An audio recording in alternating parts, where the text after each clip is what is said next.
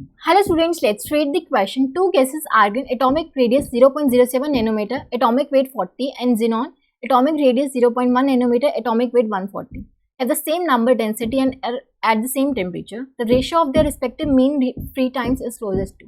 Okay, so दो gases दे रखी हैं, एक तो हमें आर्गन दे रखी है, इसकी जो रेडियस हमें दे रखी है इसकी वैल्यू कितनी है 0.07 नैनोमीटर. एक हमें जिनॉन गैस दे रखी है, इसके लिए रेडियस की वैल्यू हमें कितनी दे रखी है 0.1 नैनोमीटर. ठीक है, अब इसका एटॉमिक वेट हमें कितना दे रखा है, m1 की वैल्यू हमें दे रखी है 40 और इसके लिए m2 की वैल्यू हमें कितनी दे रखी है 140. ठीक है, अब देखो हमें मीन फ्री टाइम की वैल्यू निकालनी है. अब हमारे पास मीन फ्री पाथ का एक फॉर्मूला होता है 1/√2 n pi d स्क्वायर. ठीक है, where n is the number density and d is the diameter of the molecules. ठीक है, हमारे पास मीन फ्री पाथ का एक फॉर्मूला होता है. तो मीन फ्री टाइम का फॉर्मूला, मीन फ्री टाइम निकालना है तो ये कैसे आ जाएगा हमारे पास, ये हो जाएगा लैम्डा इंटू में डिवाइड बाय वेलोसिटी. यहाँ पे हम आरएमएस वेलोसिटी ले सकते हैं. लैम्डा की वैल्यू ये है तो ये हो जाएगा √2 n pi d square into में वी आर एम एस. और वी आर एम एस का फॉर्मूला हमारे पास कितना होता है स्क्वायर रूट ऑफ 3RT/m.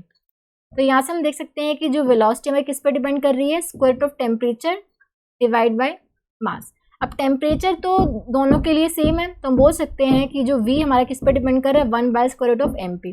ठीक है, अब टाउ देखो, टाउ हमारा डायरेक्टली प्रोपोर्शनल किससे होगा, n तो दोनों के लिए सेम है, नंबर डेंसिटी सेम है. ठीक है, तो ये तो डिपेंड करेगा एक तो 1/d² के डायरेक्टली प्रोपोर्शन होगा, दूसरा VRMS हमारा 1/√m के डायरेक्टली प्रोपोर्शन है. तो हम बोल सकते हैं कि जो टाउ है हमारा किस पे डिपेंड करेगा, डायरेक्टली प्रोपोर्शन होगा √m के. ठीक है, तो इसको कंबाइन करके लिख सकते हैं हमारा जो टाउ है वो √m/d² के डायरेक्टली प्रोपोर्शन होगा. ठीक है, अब देखो तो यहाँ से मैं टाउ1 टाउ2 की वैल्यू निकालूँ तो ये क्या आ जाएगा हमारे पास m1/m2 इंटू में d2² डिवाइड बाई d1². ठीक है, अब देखो d2 का डायमीटर है, डायमीटर हमारा किसके इक्वल होगा, ये होगा 2r2 के इक्वल और d1 किसके इक्वल होगा 2 इंटू में r1 के इक्वल. ठीक है, तो यहाँ से एक तरह से इसको मैं m1/m2 इंटू में 2r2 का स्क्वायर डिवाइड बाय 2r1 का स्क्वायर, तो वहाँ से 4 तो कैंसिल ही हो जाएगा, ऊपर क्या बचेगा r2 का स्क्वायर डिवाइड बाय r1 का स्क्वायर. ठीक है, ये आप वैल्यूज पुट करो, m1 की वैल्यू कितनी है 40 डिवाइड बाय 140 इंटू में r2 की वैल्यू, दोनों नैनोमीटर में है तो यूनिट से एनीवे कैंसिल हो जाएगी क्योंकि रेशियो है.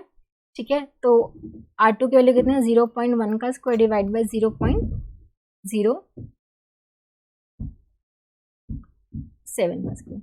ठीक है, इसको आप सोल्व करोगे तो टाउ1/टाउ2 की वैल्यू आएगी 1.09 के इक्वल. ठीक है, इसको आप सॉल्व करोगे तो 1.09 की वैल्यू आएगी.